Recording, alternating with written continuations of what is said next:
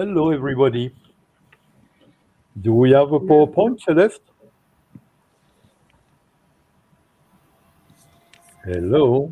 Hello. Yes, wonderful. Wonderful. Welcome. We are 2 minutes late, but welcome to everybody. Today is a big event because there have been a long time I have not been presenting with my colleague, Dr. Leovitz, Dr. Lizman, Kotty, for the Mental Wellness Society. A lot happened since last time we spoke. They are the founders with us. And today, the main topic will be Becky Churney, that I already met, who is a laureate of the Mental Wellness Society monthly Tobola, where we choose one member and we focus on that member and we network and work with the member. So next slide. Can you make it bigger on full screen, Celeste? Can you do full screen? Next slide. But then we don't see anybody. Okay. So, Mental Wellness Society, we started actually first week of COVID because we realized that the world will never be the same. And we have now 105, 398 members 1 hour ago. So the Mental Wellness Society is about helping people to become resilient, to age well, and to do the best possible interaction with life. Our analytics are the following. We have every month, so the number you have is for the 2 past week. So we have basically 5,000 new members every month. You have basically 2,400 posts every month by the members. And we have 2.5 million views every month. By all means, LinkedIn is considering that we are a white, definitely a white unicorn. And the success is not mine, it's us. We did it together. But the most biggest success and activity is from Celeste, who is in production right now. She's based in the Philippines, and she's a director for media and creation. And I want to thank her for all the good work she's doing night and day. Now it's over 11 o'clock for her in her country. Next slide, please. I also want to indicate we have a co-sponsor of the event, not only that event, of many events we do. The co-sponsor is a Resilience and Wellbeing Foundation, and it specializes on aging well. And the concept of aging well is why don't we exercise mentally the same way that we do for physically to be fit? We have ways to be fit mentally, and we work on aging well. And to do that, we work on PTSD, on mild cognitive impairment, traumatic brain injury. But we start, in fact, from before birth by helping to prevent anxiety to the mother, so she does not have, I will call it toxic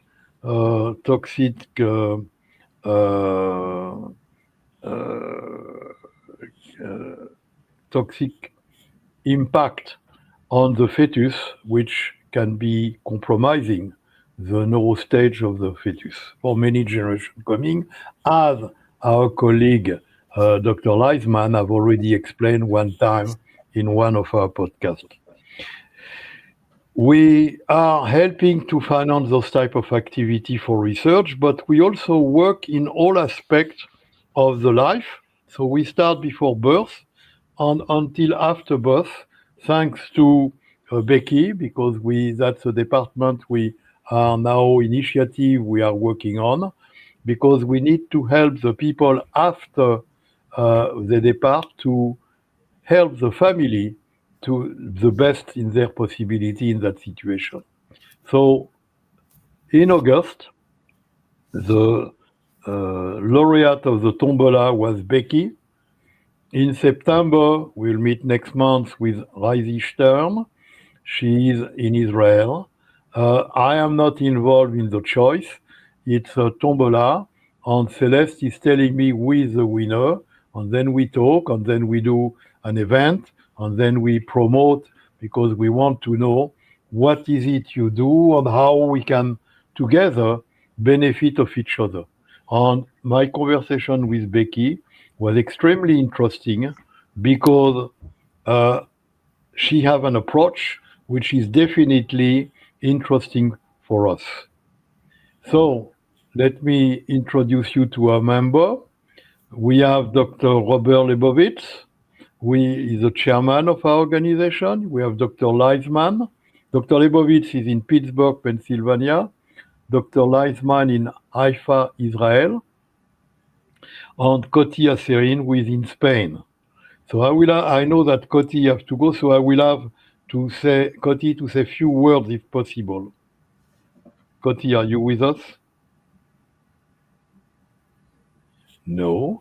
So I will ask Dr. Leovitz to say a few words on just for introduction. Thank you, Dr. Meyer. I want to thank everyone for coming. This is an inaugural event that we plan to continue on an ongoing monthly basis. And we're very excited to have Becky speak to us, because this is an incredibly important subject that is of interest to many, many people. And we hope we'll have a very informative meeting today to highlight what Becky does and to introduce it to the Mental Wellness Society as a group. So thank everyone for coming, and we'll look forward to hearing from you as well. Thank you for having me. Thank you. Dr. Lizman. Hello. Thank you all for coming. If I were to classify what it is that I do for a living, it's actually the inverted U, which is from early fetal development and fetal cognition to end-of-life issues and how we process the entire stages of life. And that's on the incremental side, it parallels what happens on the decremental side. Most of the experiences that young children have in the development of sensation and so on also exist with the elderly who are in the process of leaving us. And a fundamental understanding of the nature of sensory processing, what remains, what doesn't, how the neurosciences can inform such really important issues of end-of-life issues is a profoundly important issue, because it's going to happen to all of us. In the same way that birth happens to all of us, so too do end-of-life issues. So I'm really, really happy to be part of this, and I'd like to welcome all of the attendees as well. So thank you very much for inviting me also. Thank you so much. With that said, we go to the next slide where I am happy to present Becky Churney. And Becky is end-of-life doula, and I think that better than anybody, she will explain you what is an end-of-life doula, and how she came to become an end-of-life doula, and how an end-of-life doula as Becky, because she have a very special way at looking at things, is planning to expand with her help, networking and having more people doing like she does. So Becky, floor is yours. Thank you. I was gonna say I gave Celeste a slideshow, but unfortunately it's a little blah, but we can make it work. So I don't know if it'll go to the next slide. I need some. One more.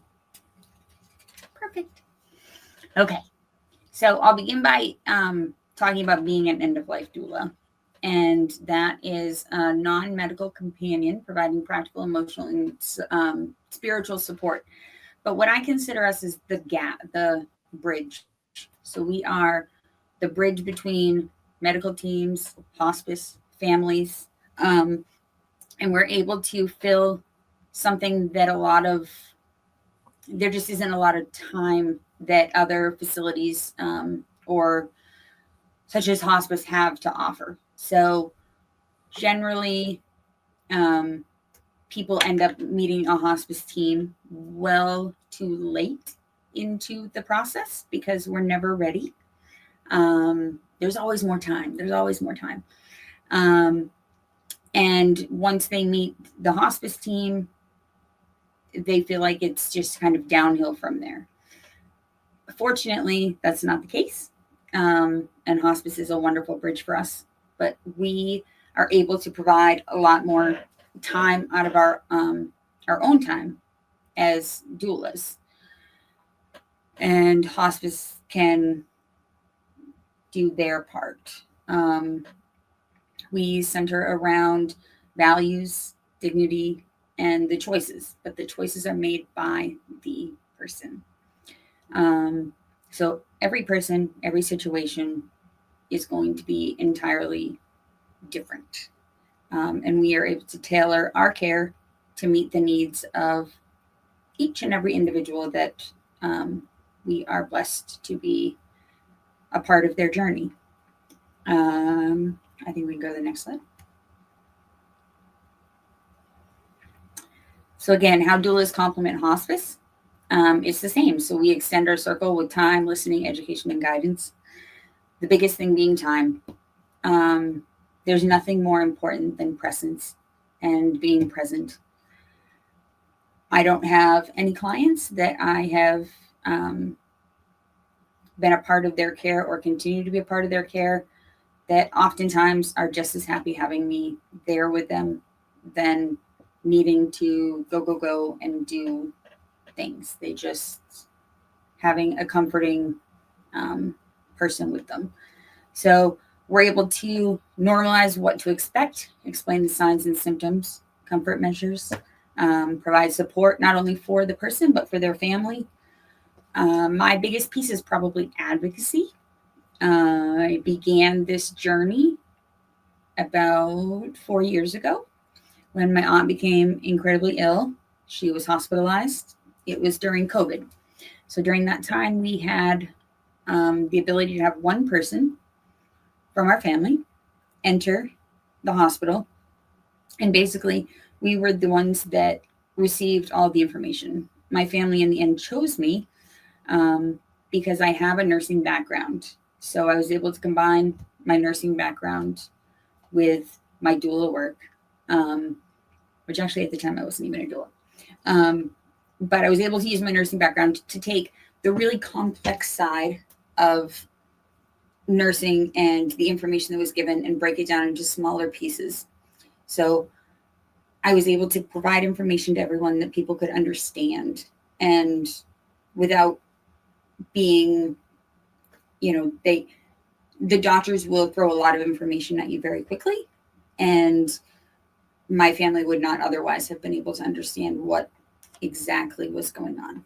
So I spent the next 26 days being the only person that was able to enter the hospital with her. And while I was there, I saw a side of nursing that didn't complement what I was hoping to be able to return to. We had lost a lot of our care in healthcare, and it was incredibly draining. I heard things out of people's mouths that I never would have wanted to hear. And I don't feel like she was very much just an existence there. She was just a patient with people that were running from room to room to do daily activities, but not actually looking at her as a person. And that drove my interest in advocacy. and deciding that I wanted to be able to help in a different manner. And so after her passing, there was an interesting alignment of how things happened. And I learned about end-of-life doula work. And I signed up and jumped in with 2 feet, not really knowing exactly where I was going to go from there. I am happy to say that I absolutely adore what I do. So this is not what you would consider a job in a sense, because it is it's something that I enjoy doing. So it's the highest of highs and the lowest of lows. I wouldn't trade it for anything. And I often call it a calling because I don't think that it's for everyone. Let's try the next slide and see if there's something that I can touch on. Oh, when to call a doula. So anytime you're planning ahead for healthy aging or serious illness, so oftentimes we get the call well beyond when we would like to meet people. But it doesn't really matter. So it could be at a diagnosis, during a treatment, alongside the hospice or palliative care, and when family feels overwhelmed and needs a steady, compassionate guide. And that is a big piece. Sometimes taking care of their loved one is a lot of taking care of them as well. And I think that's just part of the process, is making sure that they are taken care of and are on the journey that their loved one has planned. Try the next slide. So we have some pillars of support. So initially, planning, which I think everyone preaches. They're like, plan. But I'd say about 73% of people plan to plan, but actually haven't gone through the planning part. And then we have the practical side. So such as comfort measures, resources, checklists, making sure that the wishes of whomever are taken into consideration, or not even consideration. They're actually acted upon. And some are as simple as things that we don't think about, like, would you want music? Is there a certain smell that you find calming? Are there people that you don't want to come to your room? And these are all things that are absolutely your right. So then we get into things like presence, legacy projects. Everybody leaves a legacy. I know we all think, oh, really, I didn't do anything with my life. But we've all left a legacy, and we all will leave a legacy. But in addition to that, legacy projects are a wonderful way to kind of add to that, so that family has something to hold on to. Some of which, I have a client right now that's interested in telling her story. So we've been working hard to try to get as much information as we can down. Most of it's recorded, and then I'll further write it. But at Christmas time, we took a family heirloom recipe and had it done in her handwriting, and created that for all of her children.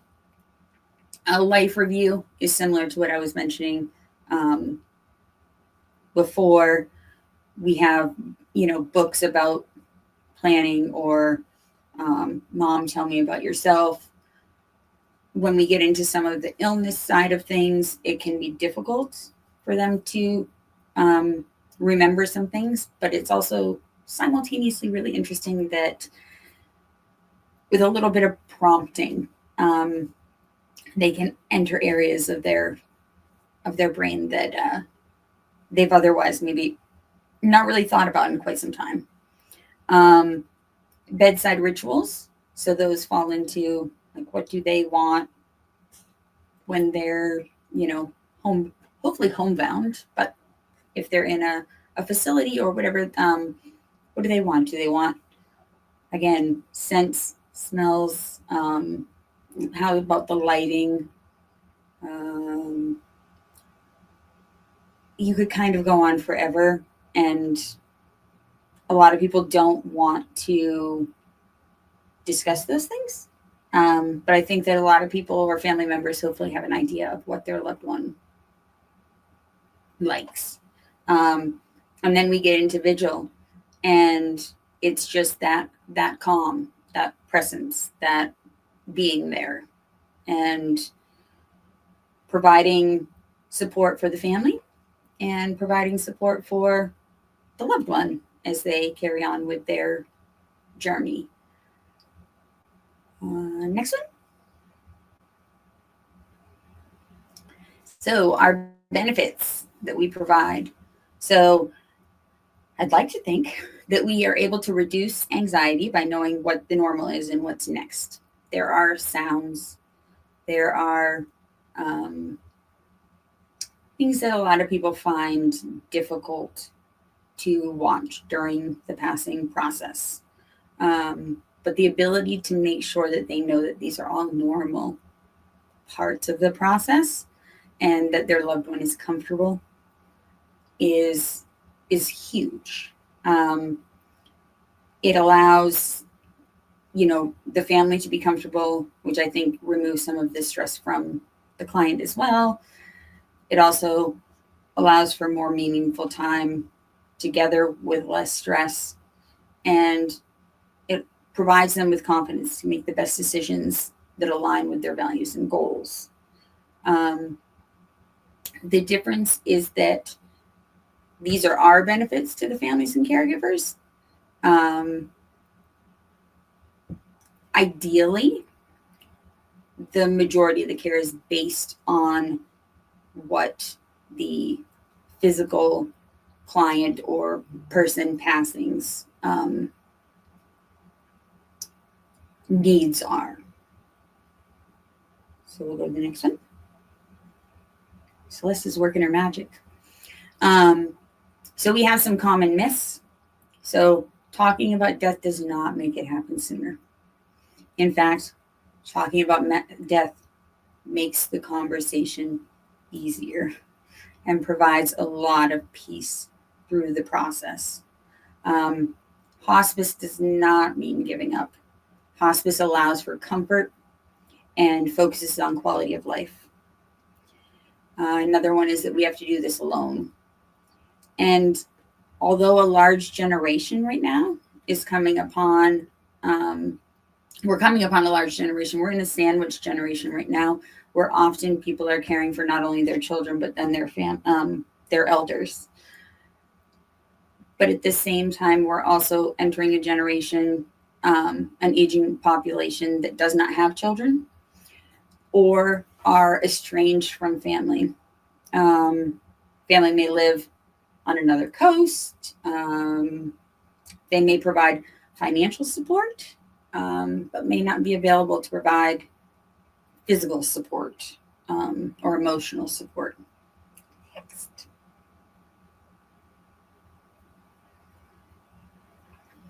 So some conversation starters. One of the big things is what matters most to you right now. And I think most of the time, if you ask that question, nobody has an answer. So we might have to add a little prompt in there.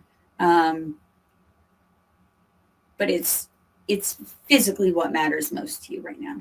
And how can we help you to provide you the best possible passing? So what do you want nearby, and how can we support them? And that's a big thing. The person who is on their journey is often most worried about the people that are around them. They are worried that their daughter and, family members are, that there's so much tied into it, and they want what's best for them. So if we can assure them that they are taken care of, or that they can rely on us for continued support, I think that it helps a lot. Another is, the music, readings, rituals. And for each person, that's going to be entirely different. Some people may say, I'd be happiest if you just lay in bed and watch TV with me. Some people want music that they find soothing. And then others may want a specific ritual. And that ritual may not be something that I or other doulas are familiar with. But if there's one thing that we will do, we will make ourselves familiar with it and do our best to provide them with that comfort. Next. So here is a simple roadmap. Basically, clarifying values and priorities would be probably, obviously, the top. Prioritizing what your needs are or what the needs are. 2, capturing preferences, whether they be care, comfort, spiritual, and after death. Because some people have plans. And then as their plans take shape, they realize that really wasn't what they wanted to do. And that can happen right up until close to passing.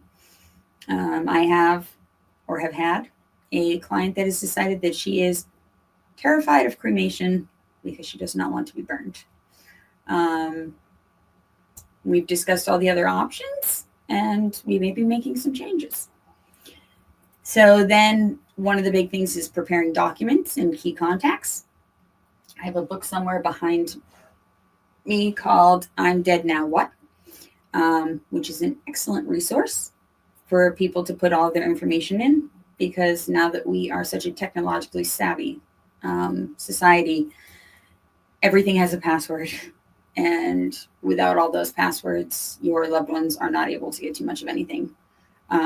We experienced that after my aunt passed. I needed to pay her bills. And the companies were fighting me on paying them because I didn't have the proper information. I was not trying to take from them.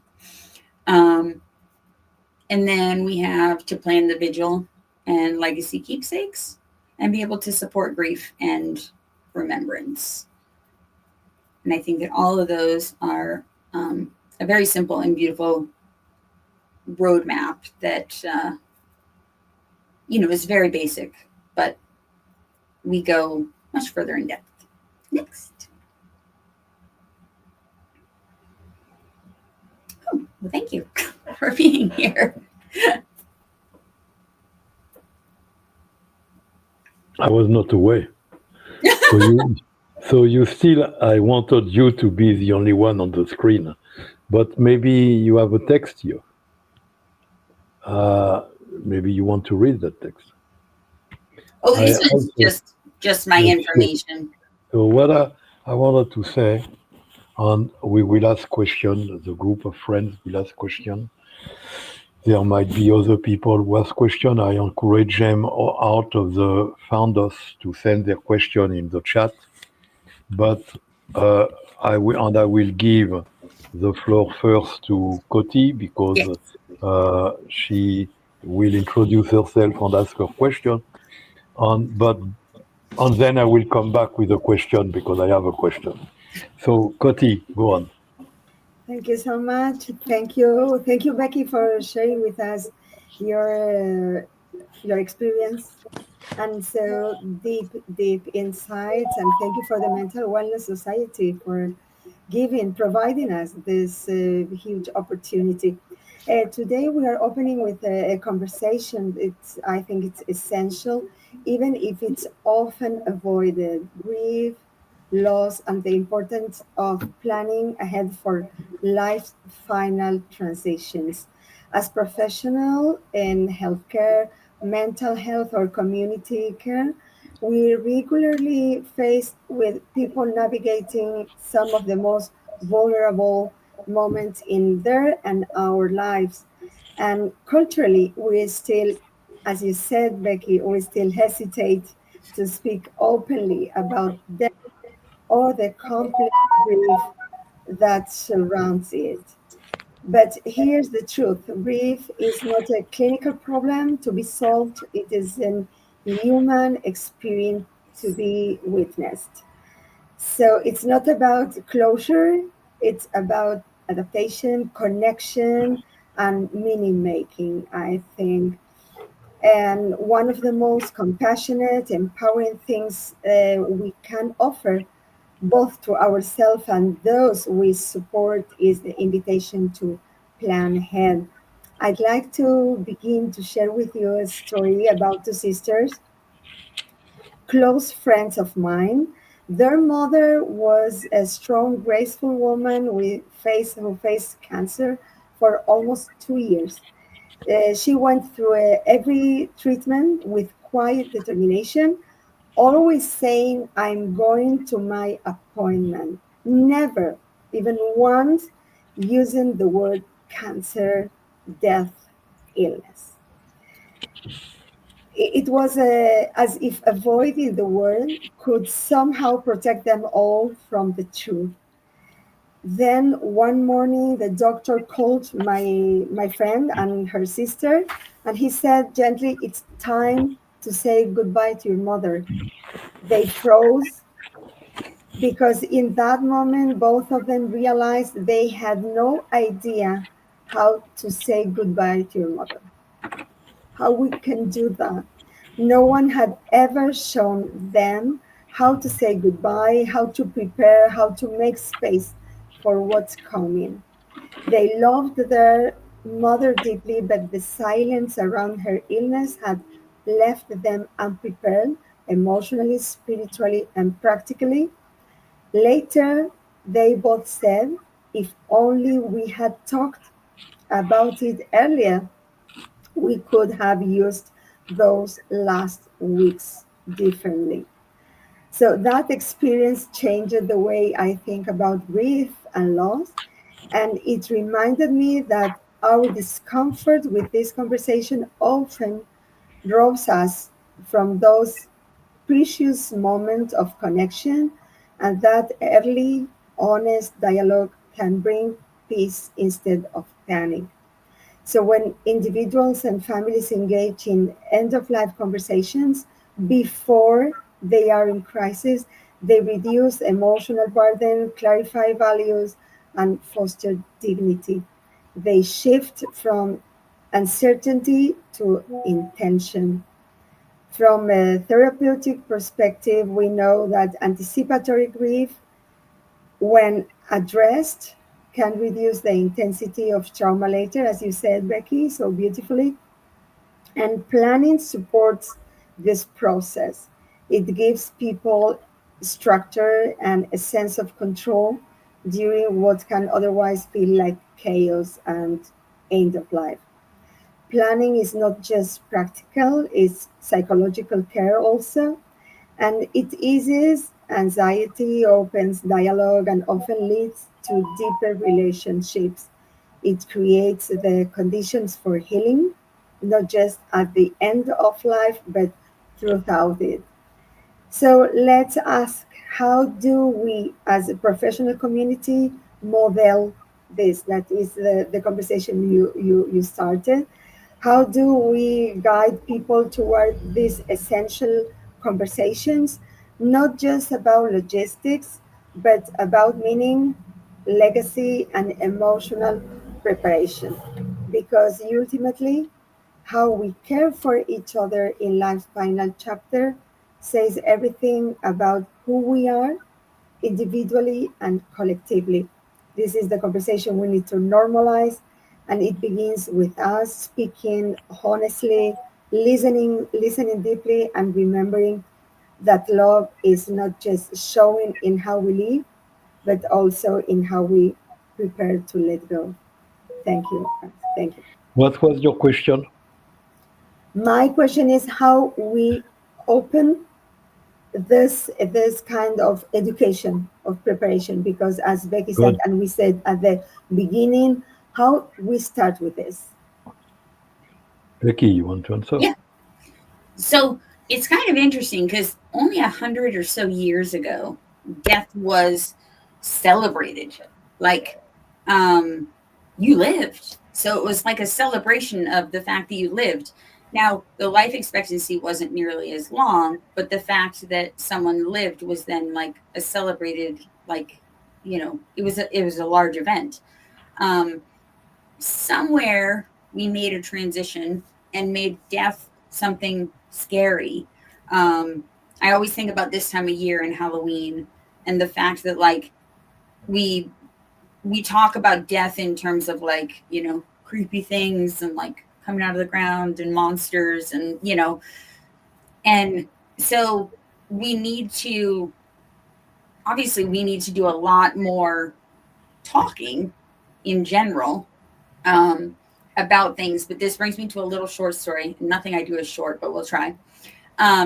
So my son, my youngest, I have 3 children, but my youngest, his school brought me into the office last year. And when I arrived, he had been having issues with anxiety. We had been dealing with anxiety. I think it's just a normal post-COVID kid thing. But the principal took me aside and said, I really think that it's your lifestyle choices. And I was like, wow, I wonder what he knows that I don't. But he said, Brecken came into school today and he said that you were a death positive household. And I was like, okay, we are. And he said, well, I think that's what's contributing to his anxiety. I said, well, I don't know. I feel like maybe we need to have a different kind of talk. I said, because at the time he was 10, now he's 11. I said, he's incredibly well-versed. He understands that death is a finite, thing, whereas a lot of kids don't understand that until, they're older. But I said, he speaks that way because that's just how we acknowledge it at home. And so he responded on his own to his principal and said, well, I guess he doesn't realize that he's he's working with dying people every day too, because none of these people are going to stay alive. And I was like, that is a very remarkable thing to come out of an 11-year-old's mouth, is that he acknowledges that even the kids that are there with him are someday not going to be. And, whether that be 90 years from now or whatever, it's just life. So I think it just comes back to talking. No, talking is important. Dr. Leovitz. So just as a point of information, I'm a PhD psychologist, and I got my PhD more years ago than I like to remember. I did my master's in doctoral research on how children understand death. And I asked lots of kids, what is death? Children have a much easier time addressing it than adults realize. They take it as a phenomenon. Right? They don't have the same identification of its taboo or its stigma or its fear as adults do. But I think I would suggest that what you mentioned about 100 years ago, celebrating life, I think one of the distinctive changes that have occurred over the last century is that over 100 years ago, most everybody died at home. People died at home. And so to have someone die wasn't an alien event, wasn't something that happened someplace else where it was, people were segregated in the manner of speaking when they became very ill because they were in hospitals. And when people died at home, it was much more common and therefore much more appreciated that their life always has an end. Life always has an end. Having said all that, I want to mention my wife is a physician. She is an infectious disease physician. COVID was quite a time for us. Okay? She's a first responder for COVID. And it brings to the question, there are times when patients in hospitals, in nursing homes, are presented with opportunities for hospice, opportunities for end-of-life care. And there are times when the presentation to the patient or to the family can be heavy-handed. And it can be presented in a fashion that leaves the impression that this is for the benefit of the institution more than the benefit of the patient. And I'm wondering if you've encountered that, and how have you addressed it when you've seen something like that go on? I have, but at the same time, the majority of my clients, we do try to keep home, which obviously is a financial burden for many. So I think that is where there's a line between being able to be home and being in a facility. But a lot of times hospice is greeted as the end. Like, I'm going to hospice, that's it, I'm done. They don't realize that it really could be the beginning of something wonderful, and that some people that are on hospice don't actually, you can come off hospice. But you're making a choice to generally not do any additional measures, life-saving measures, to keep someone alive, which is often a conversation that I have with my clients, with my colleagues, is that there's a large difference between living and being alive. So we keep a lot of people alive, and we often do that for ourselves or for families, but the people are no longer living. So it would be great if we could get hospice on board sooner. But again, it's just like using the word death. People find that word terrifying, just absolutely terrifying. And it really should be just another resource on the journey, on their journey. Thank you. I do what I can to encourage the use of whatever resource we can get, because they can all be beneficial. It's just a matter of the person or their family accepting the offers, accepting what's available. Thank you. Thank you so much. So I will ask now Dr. Lizman to have a question. I have one, but I keep it for myself now. A couple of thoughts came up immediately. First of which is, if you really think of life as a process from beginning to end, with the creation of life being at conception. I'm not getting into politics on that one, but certainly after the 26th gestational week, the fetus is already conscious. And we won't get into the issue of consciousness, but there are a couple of things that trip off for me. One of which has something to do with childbirth, child rearing, education, our lives, and the end of life. And that is, there is no training to be a parent. There's no training to die. There's no training for people who assist people in raising children. Their teachers are trained, but do they really understand how to put bits and pieces of the nervous system together to facilitate learning?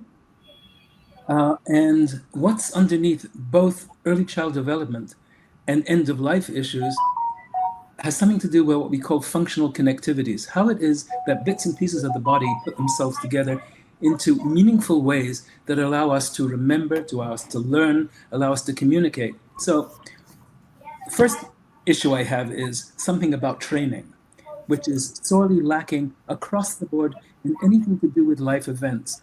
And there's a reason for it. At least in Western civilization, I'm not getting into Eastern philosophies and whatever, but there's been a fundamental sea change among most people, especially in Europe and in the United States, maybe less so where I am. which is less of a connection with faith. So the faith thing invariably has a focus on the afterlife. And the concept of afterlife makes living a whole lot easier. So if you go back to the Catholic faith, for example, has the Requiem Mass and all of that. But more interestingly for me, the Protestant faith, especially Lutheranism. So if you go back to the Bach cantatas, there's one of them, Ich habe genug, I've had enough. And then one of the arias in that cantata is, Ich freue mich auf meinen Tod, I am happy about my death. Like, good God, that doesn't resonate in certainly not in the Western world today. So no, I'm not happy about going. I've got a lot of stuff to do before I kick off.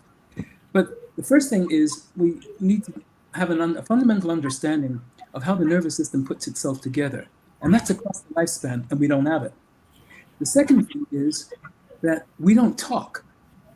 And we don't talk about, in other words, there is a functional disconnect between our feelings and our intelligence. And that's what keeps Dr. Leovitz in business, which is how to integrate these two things together. So my question is coming from ignorance on my part, which is, what kind of training is necessary for a doula in order to be as effective as possible, in order to have a fundamental understanding, not of death, but of life itself, and how to put thoughts together with feelings in a cogent, appropriate way. So, for example,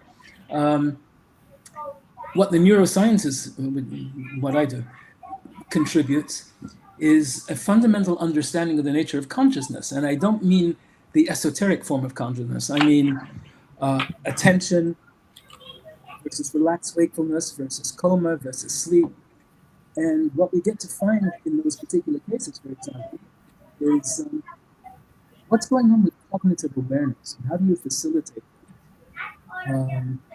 Do you kind of get that the auditory system is active even during the process of dying, when vision and the other senses, proprioception and kinesthesia cuts off, the auditory system continues, which allows for music, talk, conversation.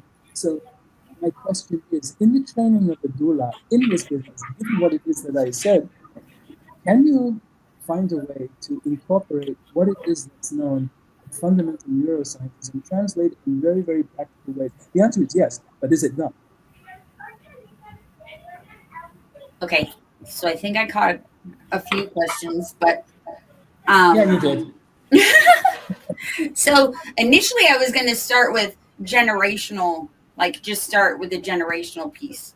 I think we've lost some of the generational learnings, and that some of the things that, your grandmother would pass down, and then so on and so forth down the line, was how people learn to care for their loved ones down the road. But I don't think that was your question at all. So back to the question. All right. You want to ask the question again? The question is, how do you get trained? Oh, okay. So I began with a company called Doula Givers. There's a lot. There's ANELDA, which is the Institute for I'm drawing like a total blank right now, but either way, there are a bunch of great companies. There are also some that are kind of copycat companies that will give you great promises and don't actually kind of hold your hand through the process of learning. But Doula Givers has provided me like a really great foundation, because not only do we focus on end-of-life care, but we focus on all the things that come prior to that. So we can work on wills and I'm grabbing my paper. I don't know. We have a really lengthy list of things that we are able to assist with, and I think that makes a lot of the difference. I do think that having a background in nursing prior is definitely a benefit. I think that it's helpful to my clients for me to be able to go to a doctor's appointment and understand what the doctor's saying and provide them the information back in layman's terms that isn't, I don't want to say frightening, but you don't always get good news when you go to an appointment. But then we can come forth with a plan. I think that it's constant continued education. So doulas have become far more mainstream, at least in Western culture. I just came back from Japan, and I had a wonderful meeting with a dementia coordinator there that runs the something mistaken orders, the Cafe of Mistaken Orders. And I sat with them with a translator, so there was a lot of interesting back and forth. But they were expressing to me that a lot of what they do in their culture is a little bit different than ours, but they feel like they're also starting to move into where death is not openly discussed like it had previously been. And they were really interested in doula work because they had never heard of it. They had heard of it for birth. So I explained to them that as a doula has the luxury of seeing someone's first breath. And as an end-of-life doula, we're there for their last. So my suggestion is, on the basis of what I get from what you said, is that there is no formal process for doing this kind of work. It's kind of like body work in one way or another. So my suggestion is perhaps not online, but going forward, it may not be a bad idea to start talking to local colleges and universities to develop such programs in a more formal way. So for us, UVM, which is the University of Vermont, does have a program that I'm aware of, and I think UNE. Our program that we have through Doula Givers is very hands-on. The owner of the company meets with us multiple times a week for an hour and discusses kind of where we're at, what we need. Are there things that, we could do to benefit us? And so that we can go out and be able to teach this information as well as acting as a doula, but can actually teach the information to others down the road. Mm-hmm. Thank you. I will come with my question before we close. Number one, many people believe that when we speak end of life, we speak about old people. Not at all. There is a lot of young people which are also in a situation of end of life. And so we see normally the parents are living first, but it's a very awkward situation when the children goes first. And I think this is also something which is, again, the concept we have in life. But we need to realize that it can happen anytime. It happened for, not because of our choice and decision, but maybe a higher choice and a higher decision. And yes, life, in fact, as death is a process, life is a process, death is a process, we can prepare ourselves. And the more we prepare, the more we talk, the more we understand about it, the less we have a trauma. But I wanted to also say something you mentioned, because also there is a problem of when people have an Alzheimer or a cognitive impairment, there is a time where they can know who they are and what they do. But unfortunately, there is a time where they don't know who they are, who are the children, or where they are, and so on. So I think the process here is certainly more difficult, and that was my question. How do we deal with people who mentally are not there? But before I say that, I want to say that by listening to you, we have a group working for resilience and well-being on VUCA. VUCA means volatile, uncertain, concerning, and ambiguous. And I just realized that every element you indicated, because the situation is very volatile, the situation is very uncertain. When do I die? How do I die? Is it with problem? What will happen to my children? A lot of uncertainty. I think uncertainty is certainly one of the biggest factors which create the anxiety. It's also concerning because it's very concerning that you die, but it's also ambiguous because you don't know what is happening. So I think the VUCA concept we have, which is a modern PTSD in social PTSD in life, is very similar to that too, because it's exactly the factor who trigger physiological and psychological very clear triggers. So my question was, and maybe you can answer, how do you deal, you, Becky, how do you deal with people who are there but don't have anymore their mind? So do I deal with people that have cognitive, like, yeah, yes, Alzheimer, dementia, because it's more and more what happened today, people living longer, and there is more and more mild cognitive impairment, starting at 30 years old, 40 years old. So there is a lot of people who cognitively are not whole. But there is a moment they don't even know who they are and who are the children. My mother will not recognize me, okay, confuse me with someone else. So how do you deal with that? And that will be the last question because we are 2 minutes before the end.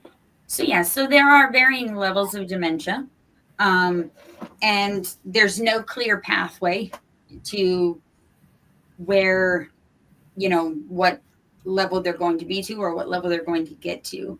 The greatest thing that I've learned, I didn't see that, overall is that if you can tie into something that so if you can tie into something that the people are, I don't know, that they attribute to during their life, you can often find something that will bring forth the memory. So nonetheless, either way, when I was in Japan and I met with them about the Dementia Cafe, they offer a cafe, and each of the people has varying levels of dementia. But what they learned while they were there is that the person comes in and they serve a meal, and they do it 4 times a day just for one day.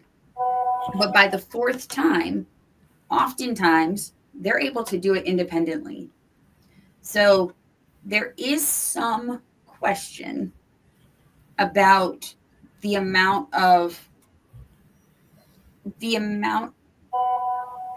care that we're providing that's eliminating them from doing any, to continue to care for themselves or things that they can do. We're finding that there are things that people with dementia and cognitive disabilities are able to do, but we have gotten ourselves into a situation where kind of they're older, they're caring, they can't do it. We've accepted that instead of trying to encourage more, we have kind of stripped some of that and are maybe limiting what they're doing. Very good. There is more question, and there is very interesting question. So I think I'm proposing to stay a few more minutes. Personally, I have to go because I have a 8 o'clock meeting with San Francisco. So in 1 minute, half a minute. But I would like to ask Dr. Leovitz to continue I'm afraid. to monitor. I'm Same. sorry. Yes, Jerry, you can stay. Few minutes. You are muted. I said I have about 2 minutes, yes. Then I have to get on to something else as well. So I can- we'll do something else. Celeste, if you listen, can you leave Becky answer everybody? Sure. Okay. Yeah, there are a so, bunch of so questions from I am going. Celeste, viewers. Celeste will take the continuation and continue with Becky because I think everybody who listen needs to have an answer. I want to thank everybody. I regret it's too short. We should have more. And I want to tell you that we have been so impressed with Becky and learning so much from her that we want to develop activities in living well, which is related to end of life. So we will have the help of Becky. Bye bye, everybody. Becky Guys, thank you. and Celeste and our friends online will continue with you. Be Okay. well. Okay, we will. By See you, Dr. Celeste. Jared. I knew you'd be back. Yeah, I'm just on the backstage, so maybe we can address some of the questions here. For example, the first comment from Ashley Rasmussen. So I'm posting it on the screen.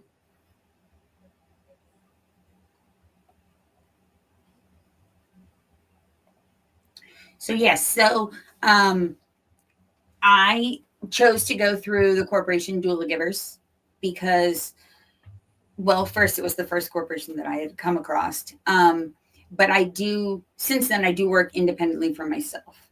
So once I earned my initial certification, I started my own company day by day. And since then, I have tried to network with some organizations and plan to continue to try to network with some organizations. You can reach out to me at any time with any questions that you might have. And you can, I think all of my social media contacts are on there. But I would be happy to discuss kind of my path. I know I have a story of my why that I've listed. So that might be helpful. Yeah, and I think she had another question. Yeah. That's a really great question. I guess yes and no. I think that there's as many spiritual and religious practices of people that still question what happens after. Like, I'll speak with some clients and they'll say, like, I know this isn't the end, and I know that there's more. And then there are others who are like, I'm going to go into like a finite rest. I think it's whatever people are. I think the biggest challenge is just actually talking about it. So if we could just open conversation about things, I think that we would come so much further, regardless of what we think. But there are so many great questions about people's thought process on what's next. And yeah, again, I'd be happy to chat with you about that too. Okay, there's also a comment from Gloria Marcy. I know why it bounced back. I was just looking at the email address on the bottom. There shouldn't be a mid-coast. It should just be daybyday@gmail.com. I don't know where somehow there was a mid-coast tucked in there. But yes, please, you can send me an email. And if you struggle with that, Becky Churney @gmail also works. That's just my own email. Okay. And I think the last one will be from Julia Losa.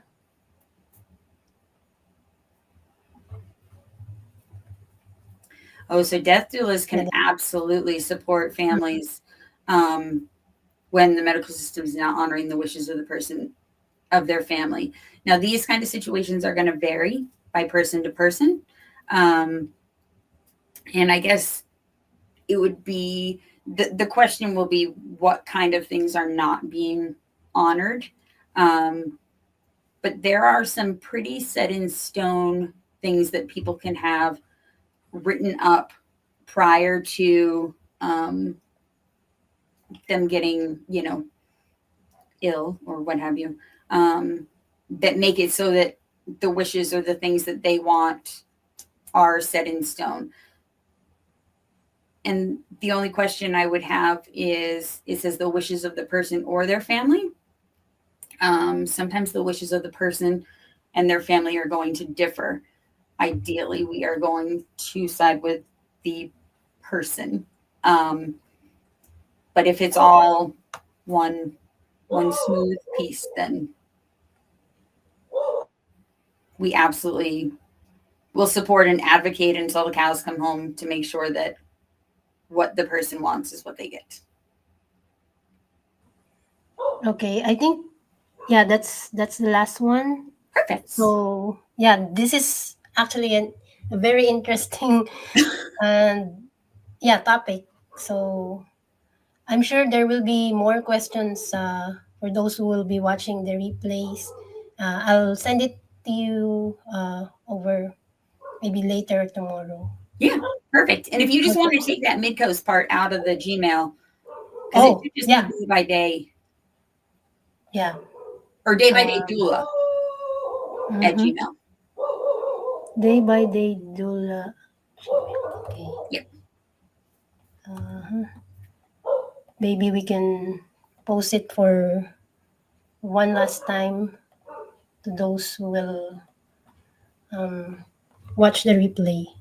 Yeah. So perfect. Yeah, I see it go by now, and it's perfect. Okay. So I think we will end the live stream now. Thank you guys for attending the live. I hope you learn a lot, and have a good day, everyone.